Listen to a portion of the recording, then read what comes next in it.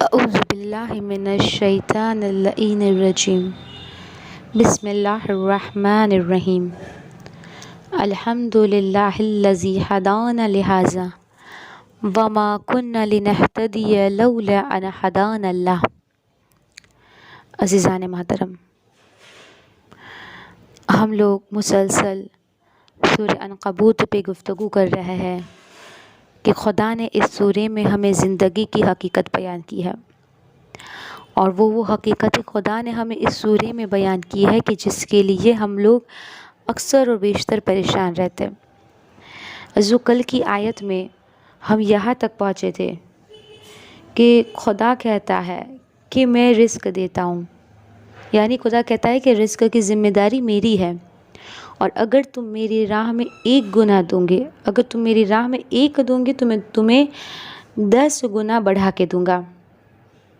تو عزیزوں، پھر ہم نے دیکھا بھی کہ اہل بیت کی زندگی میں خدا نے ہمیں یہ بتا دیا کہ اگر تم میری راہ میں دیتے ہو تو میں تمہیں 10 گنا بڑھا کے سامنے سے دوں گا۔ تو عزیزوں، اب ہم نے یہ کوشش کرنی ہے کہ ہم جتنا ہو سکے خدا پہ توکل کریں، یعنی کل کی فکر ہمیں نہیں ہونی چاہیے، اور دوسرا کہ ہم جتنا ہو سکے خدا کی راہ میں دیں تو خدا بھی ہم سے خوش ہو کے ہمیں 10 گنا بڑھا کے دے گا۔ تو عزیزو، آج اگلی آیت سورہ عنکبوت کی 61 نمبر کی آیت کہ جس میں خدا بند عالم یہ ارشاد فرما رہا ہے، وَلَئِن سَأَلْتَهُمْ مَنْ خَلَقَ السَّمَاوَاتِ وَالْأَرْضَ وَسَخَّرَ الشَّمْسَ وَالْقَمَرَ لَيَقُولُنَّ اللَّهُ فَأَنَّىٰ يُؤْفَكُونَ۔ عزیزو، اس آیت میں خدا کہتا ہے کہ جب آپ ان سے پوچھتے ہیں، اللہ عزیزو ہم سب سے مخاطب ہے، یہ نہیں ہے کہ پہلے کی نبی کی امت سے یا پہلے کے نبی کی امت سے مخاطب نہیں ہے۔ عزیزو، خدا اپنی ہر مخلوق سے مخاطب ہے، یعنی ہم سب سے مخاطب ہے کہ جب ہم ان سے پوچھتے ہیں کہ زمین اور آسمان کو کس نے پیدا کیا، چاند اور سورج کو کس نے مسخر کیا کہ یہ اپنے مقرر وقت پہ مشرق سے نکلتے ہیں اور مغرب میں غروب ہو جاتے ہیں، تو سب کہتے ہیں کہ لیقولون اللہ کہ خدا نے کیا، فَأَنَّىٰ يُؤْفَكُونَ، تو پھر تمہیں کیا ہو جاتا ہے؟ اللہ کو کیوں نہیں مانتے ہو؟ جب یہ مانتے ہو کہ یہ اللہ کر سکتا ہے تو خدا کی باتوں پر عمل کیوں نہیں کرتے؟ اور پھر خدا نے اگلا جملہ کیا کہا؟ اللہ یبسط الرزق لمن یشاء من عبادہ ویقدر لہ۔ خدا کیا کہتے ہیں؟ اب اگلی آیت میں خدا یہ کہہ رہا ہے کہ اللہ اپنی مرضی سے جس کا چاہتا ہے رزق میں فراوانی کر دیتا ہے، برکت پیدا کر دیتا ہے، وہ ہر شے پہ قادر ہے۔ تو جو خدا کا ہر فیصلہ اس کی حکمت کے تابع ہے، جس میں حکمت ہوتی ہے، یعنی خدا کے ہر فیصلے میں حکمت ہوتی ہے۔ اب عزیزو، خدا نہ کرے اگر کسی کے گھر میں گانا بج رہا ہے، گھر میں لڑائی جھگڑے فساد ہو رہا ہے، غیبتیں ہو رہی ہے، تو خدا کیسے وہاں پہ رزق دے گا؟ وہاں کیسے رزق بڑھائے گا؟ تو اگر ہم خدا سے یہ امید رکھے کہ اللہ ہمارا رزق بڑھا دے تو ہم عمل بھی ایسے کریں کہ جو خدا چاہتا ہے۔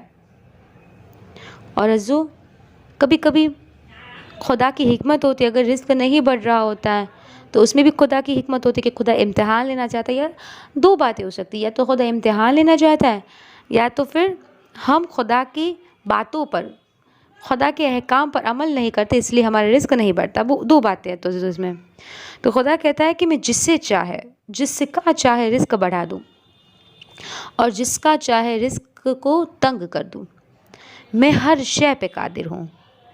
تو عزیزو، روایت میں ملتا ہے کہ ایک مرتبہ جناب موسیٰ نبی کوہ طور پر جا رہے تھے، خدا سے مناجات کرنے جا رہے تھے۔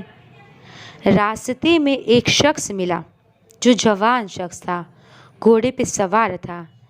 جب اس جوان شخص نے جناب موسیٰ نبی کو جاتے ہوئے دیکھا تو ایک بار کی روک کے کہا کہ اے نبی موسیٰ، کہاں جا رہے ہیں؟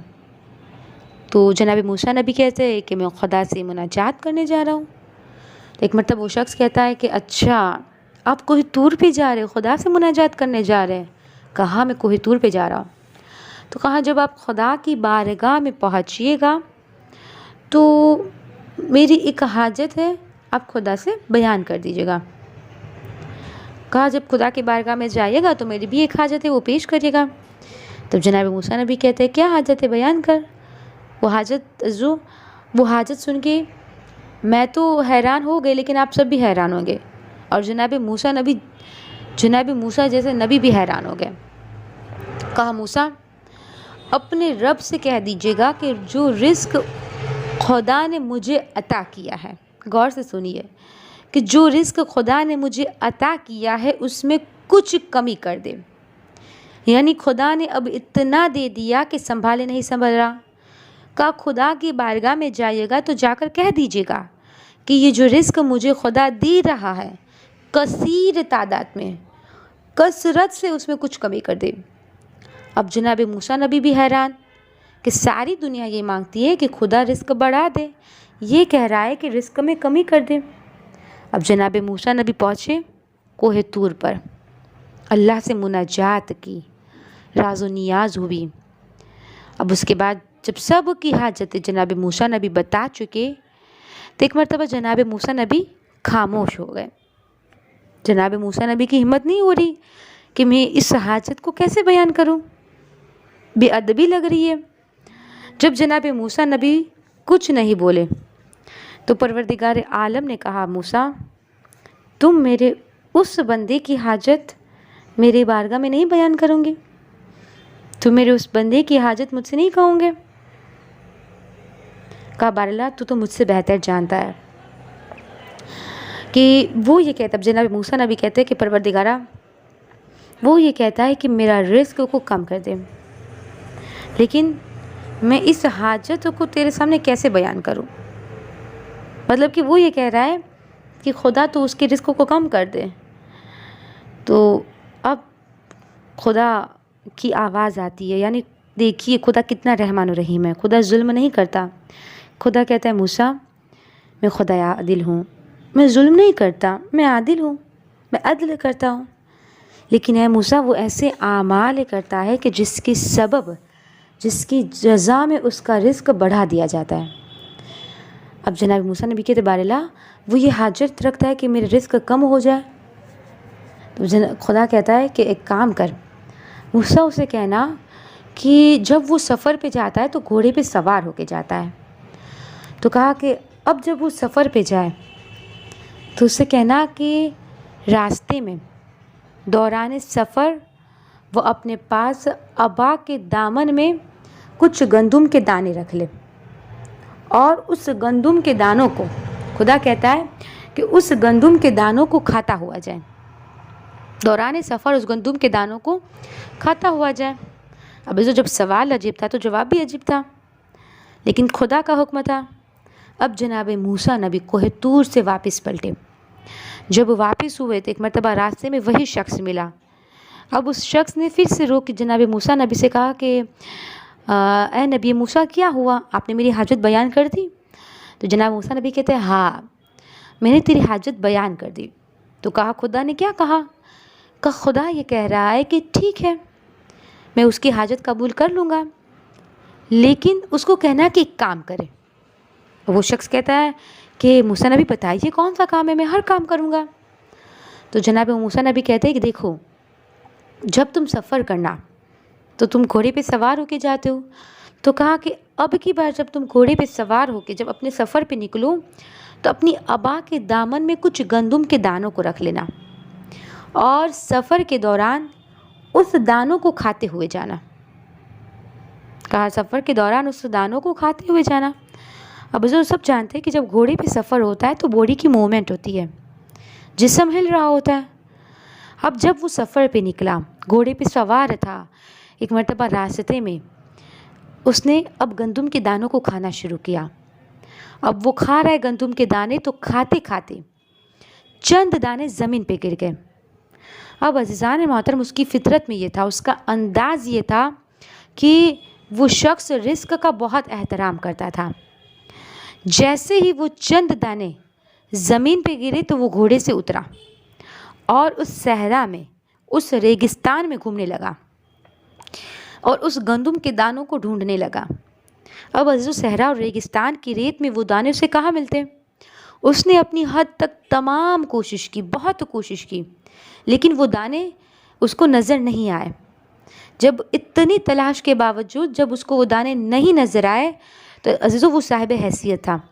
اس نے ایک مرتبہ مزدوروں کو بلوایا اور اسے جہاں لگ رہا تھا کہ اس جگہ پر دانے گر سکتے ہیں تو اس نے اس مقام پہ جہاں دانے گرے ہو گئے اس نے وہاں کی اس مقام پہ چاروں طرف دیواریں باندھ دی، دیواریں بنوا دی کہ کہیں ایسا نہ ہو کہ میرے بعد کوئی ایسا یہاں سے گزرے کہ اس کی قدم اس خدا کی رزق پہ پڑ جائے اور یہ رزق کا بے ادبی ہو۔ عزیزو، جب اس نے یہ عمل کیا تو جناب موسیٰ نبی پر خدا نے وحی کی کہ موسیٰ، تم نے دیکھا یہ رزق کا کتنا احترام کرتا ہے، میں اس رزق کی نعمت کو کیسے روک لوں؟ یہ نعمتوں کا احترام کرتا جائے گا اور میں اس کی نعمتوں میں اضافہ کرتا جاؤں گا، میں اسے نعمتیں عطا کرتا جاؤں گا۔ تو عزیزو، جو خدا نے ہمیں پیغام دیا سورہ عنکبوت میں کہ رزق کی ذمہ داری میری ہے، میں جس کا چاہتا ہوں رزق میں فراوانی کر دیتا ہوں، برکت پیدا کر دیتا ہوں۔ تو عزیزو، خدا کا ہر عمل اپنی مشیت کے تابع ہے، یعنی جو جیسا نیک عمل کرے گا اس کے رزق میں، اس کے گھر میں رزق برسے گا۔